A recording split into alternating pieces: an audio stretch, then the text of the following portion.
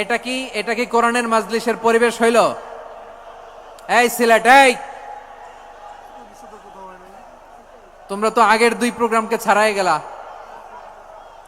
বসো না, একটু শান্ত হয়ে বসো না, একটু শান্ত হও, একটু স্থির হও না, একটু শান্ত হও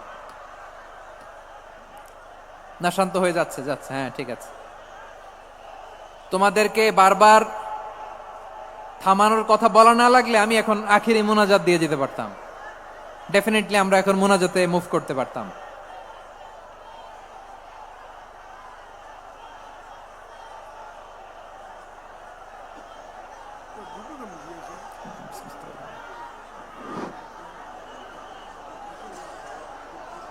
পুরো লক্ষ লক্ষ মানুষ, আমি তো দেখতে পাচ্ছি কত লক্ষ লোক হয়েছে। একটা জায়গায় কোনো সমস্যা নাই, এখানে কয়েকশো ছেলে পেলে এই ধাক্কা ধাক্কি।